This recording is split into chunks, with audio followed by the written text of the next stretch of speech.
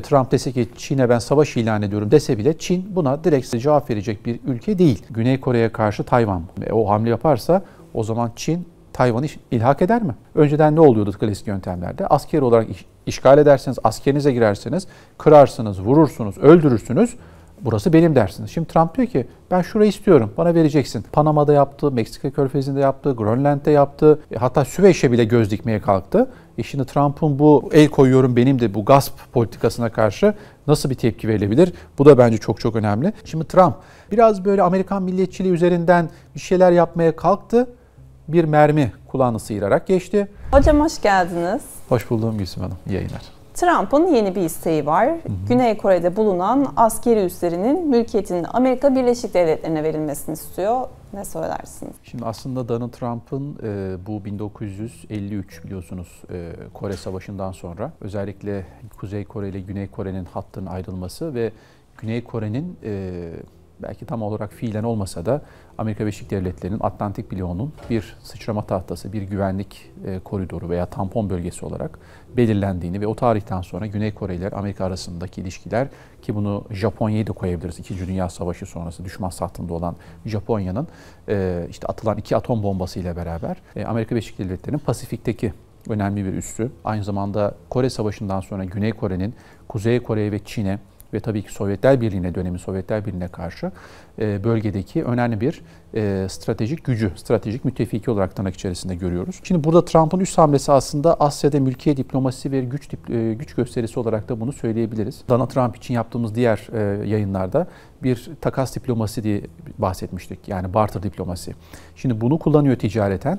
Bunu şimdi mülkiye diplomasi üzerinden de gerçekleştirmeye çalışır belki görebiliriz son Güney Kore hamlesiyle. Çünkü evet 53'ten beri orada Amerika Birleşik Devletleri'nin bir varlığı var ama şimdi diyor ki bana tapuyu da ver. Yani burada kalıcı hale gelmek isteyen Amerika Birleşik Devletleri'nin amacı ne olabilir? Yani sadece bunu finansal değil, egemenlik ve güvenlik dengesi bakımından da görmek gerekiyor. Çünkü son Alaska zirvesinde ve Xi Jinping'in Çin'in her ne kadar yüz yüze bir araya gelmeseler de baş düşman, en büyük rakip olarak görerek ki Rusya'yı da kendi sattığına çekmek yolunda da bak Çin en büyük tehlike beraber bu işi yapalım mealinde bir duruş sergilemesi aslında Güney Kore hamlesiyle beraber Çin'i çevrelemenin başka bir stratejik adım olarak belki değerlendirebiliriz. Diğer bir mesaj da tabii ki Trump'ın koruma bedeli. NATO zirvesinde bilhassa ve daha önceki başkanlık döneminde de adeta hadi pamuk eller cebe dedi NATO müttefiklerine. Çünkü biz sizi artık maddi manevi tamamen yani sonsuza kadar destekleyemeyiz. O zaman siz de bunu bedelini ödeyeceksiniz dedi. Ve yaklaşık 2,5 olan gayri safi milli hasılalarının 2,5'dan %5'e kadar, 5,5'a kadar NATO'ya da bir fon,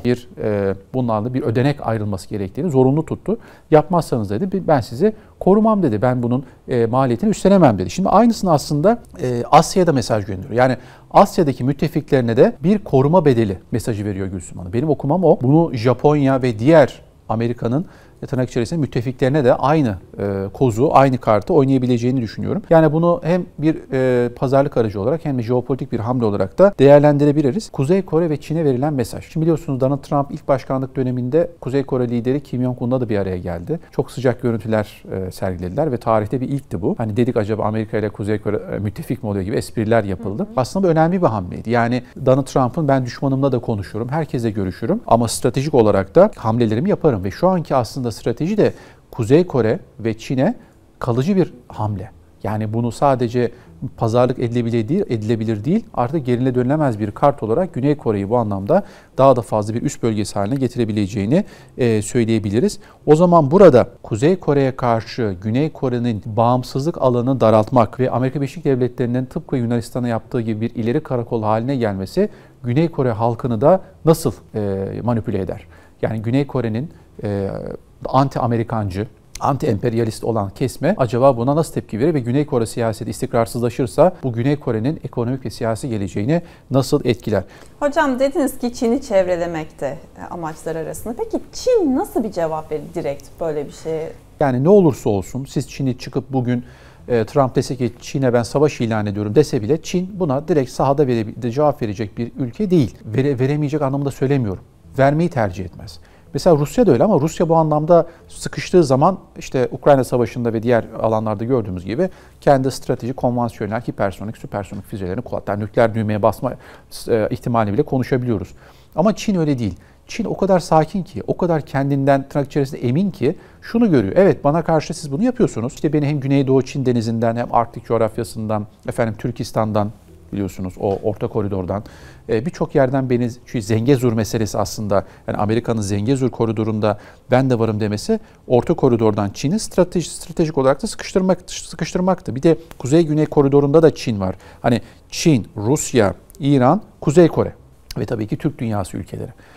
Şimdi bu anlamda siz alanını yani Lebensraum dediğimiz Almanların deyimiyle yaşam alanını daralttıkça siz Çin'e acaba sizi Çin'i de Amerika Birleşik Devletleri biraz sert güce başvurma noktasında tahrik mi ediyor? Yani bak ben Güney Kore'ye üstleniyorum. Hatta ben artık buradayım. Kuzey Kore'yi de tehdit altına alıyorum.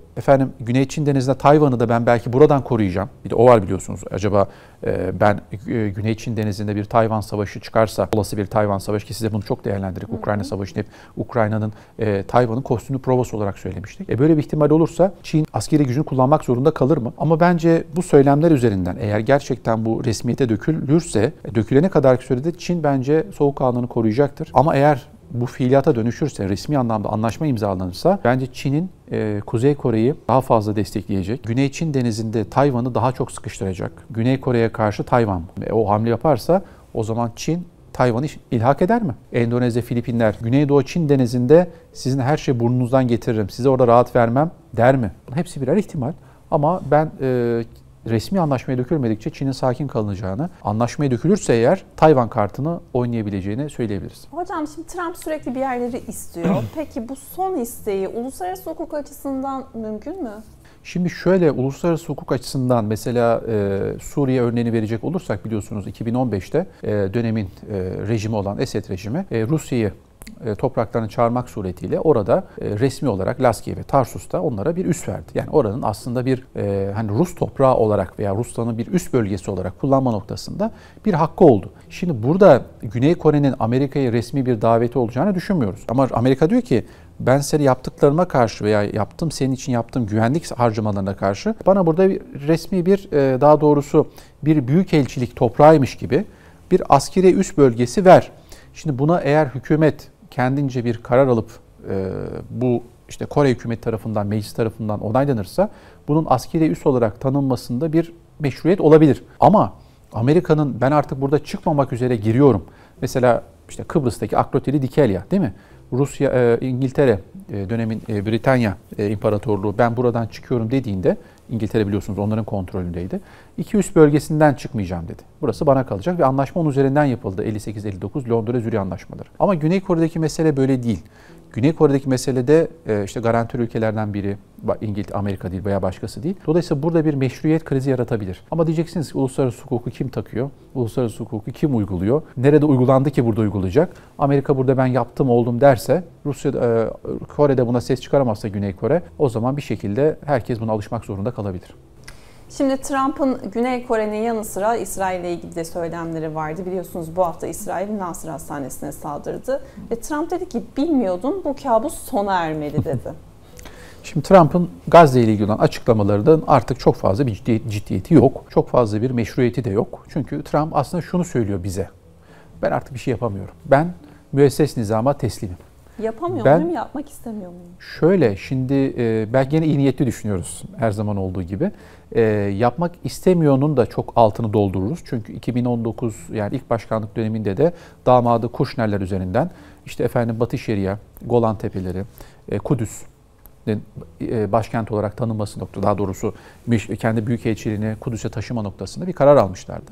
Bunlar zaten Trump'ın siyasetinin ne anlama geldiğini gösteriyor. Şimdi o dönemde evet gene zulüm vardı, gene katliam ama şu anki vaziyet artık soykırıma varan bir durum var Gazze'de. Şimdi siz bu yapılırken ki işte Netanyahu ile ben anlaşamıyorum, o işte Biden'ı destekledi, o Biden'cı şudur budur kişisel problem. Ama İsrail devleti söz konusuysa herkes elleri havaya kaldırıyor. Çünkü bütün Amerikan başkanları buna biat etmek zorunda. Etmeyenleri de canıyla ödediğini gördük. John F. Kennedy'den bahsettik biliyorsunuz. Bunu hayatıyla ödedi.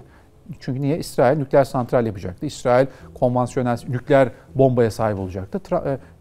John F. Kennedy hayır dedi ve bunu hayatıyla ödedi. Şimdi Trump biraz böyle Amerikan milliyetçiliği üzerinden bir şeyler yapmaya kalktı. Bir mermi kulağını sıyırarak geçti. Birileri kapalı kapılar ardında toplantılar aldı onu. Sonra Netanyahu defalarca Beyaz Saray'a gitti ve kongre konuşması aslında bir kırılmaydı Gülsüm Hanım. Kongre konuşmasında çıkarak biz sizin için savaşıyoruz. Ben aslında kurucu başbakan Ben Gurion'un takım elbisesiyle buradayım. İsrail'in varlığını, birliğini koruyor derken herkes şak şak şak ayakta alkışladı. 65 kere ayakta alkışladılar. Neyi alkışladıklarını belki bilmiyor ama ayakta alkışlamak zorundalar. Şimdi dolayısıyla Amerika Birleşik Devletleri'nin siyasetinden bir mucize beklemeyelim Gülsüm Hanım. Maalesef artık böyle. Bunu kabul edeceğiz. Ve ne diyor şimdi? Çocuklar açlıktan ölüyormuş. Benim haberim yok. Vah vah tüh tüh. Yapma Netanyahu ya. Ayıp ediyorsun. Bunlar çok insanın aklı dalga geçmek. Bu resmen günü kurtarmak üzere basına verilen demeçler. Dolayısıyla hastaneler, okullar, eczaneler, işte mülteci kampları, sıraya girmiş olan aç susuz insanların katledilmesi, bunların karşılığının Donald Trump tarafından Netanyahu bedeli ödenecek şekilde olmayacağını ve bizim başka yöntemler aramamız gerektiğini görmemiz gerekiyor. Çünkü Trump şunu da söyledi Körfez ziyaretinde. Haydi dedi hep beraber Gazze'ye kaldıracağız. Sizde para da var. Ben de size ben çünkü şeyim dedi biliyorsunuz. Ben müteahhitim ben dedi. Ben emlak kralıyım. Buraya çok güzel binalar yaparım dedi. Riviera yaparım burayı dedi. Arap kralları da gayet güzel alkışladılar, yemekler yediler, dans ettiler. Kimse ağzını açamadı. Dolayısıyla ben Trump'ın söylemlerinin artık Gazze üzerinde, Filistin üzerinde bir ciddiyetin olmadığını, olacağı yere kadar, İsrail nereye kadar isterse oraya gidecektir. Bakın 60 bin asker hazırladılar. 60 bin. 1,5 milyon silahsız insan ki bunların bir kısmı kadın, çocuk, kimi hasta. Yani ne olduğunu da bilmiyoruz Gülsüm Hanım. Evet. Kim hastalıktan ölüyor, kim zehirlenerek ölüyor. Hani biri belki ölüyor orada ama o İsrail'in saldırıları sonrası ölen biri değil. Ama biyolojik silahla öldürülmüş. Nedir bu? Belki zehirli yemek verdiler. Açlıkla öldürürler. Ki ben biliyorsunuz bunu hep söylüyorum. Kısırlaştırıyorlar şu an Filistin'i. Verilen yardımların ben samimi olduğunu düşünmüyorum. Yardım paketleri içerisinde kısırlaştırıcı gıdaların içerisinde ben biyolojik ilaçların olduğunu düşünüyorum. Çünkü ne diyor? Dediler ya biz 75 yıldır niye bitmiyor bu? Çünkü çocuklar doğuyor. Doğru. Her doğan çocuk kendi babasının, dedesinin, amcasının intikamını almak üzere yemin ediyor. Onu da öldürüyoruz. Gene yürüyor. Önce bunların bir soyunu kurutalım. İşte soykırım bu. Soyunu kurutalım. Zaten ondan sonra kalanlarda 3-5 tane kalır. Onları da yok ederiz. Bitti gitti. Sonra dışarıdan buraya nüfus getiririz. Ürdün'den oradan bunun. Arap nüfus ama Filistinli değil. Bu davayı bilen insanlar değil. Arap mı Arap? Arapça da konuşur. Okullarda açarlar. Ama Filistin diye bir devlet sadece kağıt üzerinde olur. Bizim tarihi olarak bildiğimiz davamız olan Filistin maalesef Gazze haritadan silinir gider. Dolayısıyla artık bıçak kemiğe dayanıyor Gülsüm Hanım. Diyeceksiniz kemik de kalmadı, bıçak da kalmadı ama ne olacak? Ben de çok karamsar bir şekilde maalesef izliyorum. Çünkü gideceği bir yer yok bu işin artık. Gideceği bir yer var aslında. Ama bu şartlarda yok. O gün konuştuk ya yardım gemisi biliyorsunuz durduruldu. Yelken değil o gemi dediğimiz Şimdi atıyorum örnek veriyorum 80 tane veya Arap Müslüman ülkelere her biri birer gemi gönderse Gazze'ye hangisine saldıracak İsrail? Hepsini mi yok edecek? İlla bir gemi Gazze'ye ulaşacak. 10 tane batıracak belki ama 2 tanesi Gazze'ye ulaşacak. O 2 gemi Gazze'ye ulaştığı anda abluka delinmiş demektir. De facto olarak deldiğiniz zaman zaten bunun arkası gelir. Ukrayna cephesi peki Trump'ın vaatleri vardı, üçlü zirveler, planlar. Ne oldu? Rafa mı kalktı yine? Trump yine o Madman doktrin dediğimiz çılgın adam doktrini uyguluyor. Evet biz de Alaska'dan sonra hemen en az 2-3 hafta içerisinde bir şeyler olur diye tahmin ediyorduk. Olabilir, hala olmayacak diye bir şey yok. Çünkü Trump biliyorsunuz bir kalkıyor Putin benim dostum diyor. Bir kalkıyor Putin'e ben yaptırım uygulayacağım diyor. Alaska'da diyor işte beni zorladı demeye getirdi aslında ki hatırlayın bu Putin öyle bir şey söyledi ki bu çünkü sızan haberlerde vardı içeriden. Trump'ın danışmanları bembeyaz kesilmiş. Şimdi acaba ne kart sundu ki oraya? Trump biraz heyecanlandı, biraz Trump gerginleşti. Ama sonraki ifadelerinde de şu Ukrayna Devlet Başkanı Zelenski ile Putin bir araya gelsinler. Onlar bir anlaşsın. Benim orada olmama gerek yok. Bakayım anlaşacaklar mı, anlaşmayacaklar mı? Şimdi bu bence top çevirme Gülsüm Hanım. Burada Trump'ın da çok savaşı bitirmeye niyeti olmadığını da ben görüyorum. Bitirmek için yani bitirme kartı bende ama onu kullanmıyor. Yani o silahını kullanmıyor. Çünkü o silahın cebinde olması, o kartın cebinde olması kullanmasından daha etkili. Çünkü yani panzehiri bende. Ama ilk önce dediklerimi yapacaksınız. Öyle hemen panzehiri vermem. Putin'in canına minnet mi? Tırnak içeri. Bence canına minnet. Hani Putin'in şu anda savaşı bitirdiği zaman şu var. Putin ben imza atacağım diyor. Geleceğim. Islak imzamı atacağım gideceğim. Zaten Donbas bende. Zaten Kırım'ı aldım. Zaten Azak Denizi. Şu an istediğimi aldım mı aldım. Hala sahada saldırılar devam ediyor. Evet ediyor. En son biliyorsunuz Kursk bölgesindeki bir nükleer santral yanlış hatırlamıyorsam Ukrayna tarafından vuruldu. Şimdi karşılıklı savaş devam ederken Zelenski işte dedim ya tesbih gibi dizdik karşısında geçen yayında konuştuk. O toplantıdan ne çıktı Gülsüm Hanım? Bence hiçbir şey çıkmadı. Hiçbir şey çıkmadı. Sadece Trump şunu söyledi. Dümen bende, kontrol bende. Siz fazla sesinizi çıkarmayın. Zelenski sen de fazla işi kurcalama. 3. Dünya Savaşı çıkarma başıma. Ben Putin'le anlaşacağım. Ama dedim ya size ve al gülüm ver gülüm. Ama hocam ara ara bir gaza gelmesi var ya Trump'ın. Bitireceğiz, yapacağız, geliyorum İstanbul'a, oraya gideceğiz, Vatikan'dayız, şuradayız. İç siyaset oynuyor. Hem iç siyaset şey oynuyor yok. hem de dışarıda kendine. Şimdi bakın işte elinde morlu çıktı biliyorsunuz. Niye morar dediler? Acaba hasta mı oluyor? İşte efendim işte damar yolum açtı. Sonra danışmanı çok el sıkışıyor. Bir de aspirin kullanıyor. El sıkışmaktan bu hale geldi. Bir Amerikan başkanı kaç kere el sıkışabilir? Sanki çok fazla halkın içine giriyor. Şimdi bu da var ve bir de 3. başkanlık dönemini yolunu açmaya çalışıyor Trump. Bilmiyorum başkan yardımcısı olup olmayı mı düşünüyor? Vance'i başkan yapar. Kendi yardımcısı olur. Sonra bir şeyle başkanlık koltuğuna oturur. Medvedev ne yaptı Putin? Medvedev Cumhurbaşkanı yaptı, devlet başkanı. Kendi yardımcısıydı, başbakandı.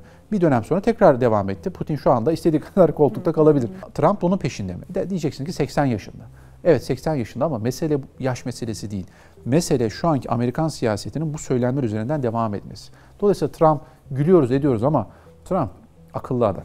Trump bu söylemlerinde nereye varacağını çok iyi biliyor. Aklımızı karıştırıyor. Gene mi öyle dedi, gene mi böyle dedi. Ama bir şekilde perde arkasında bakın haritayı açtığımız zaman herkes aldığından verdiğinden memnun. Hani son olarak şunu söyleyeyim. Putin'e ne dedi? Bence mealen üstü senin altı benim. Çünkü senin için üstü kıymetli güvenliğin açısından. Bu kadar bedel ödedin. 1 milyon asker kaybettin. Ve altı da benim için önemli. Ben çünkü madenciyim. Ben kağıtçılara savaş açtım. Hatırlayın bir video yapmıştık burada. Evet. Kağıtçılar, madenciler diye. Ben madenciler altın, gümüş, kobalt, grafit, uranyum bunların hepsi bana lazım. Çünkü ben bunu küreselcilere kadar karşı kullanacağım. İşte IMF, IMF, Dünya Bankası kağıt üzerinden bana savaş açanlara karşı bunu kullanacağım diyor siyaseten. Dolayısıyla ben bu mücadelenin daha uzun süreceğini tahmin ediyorum.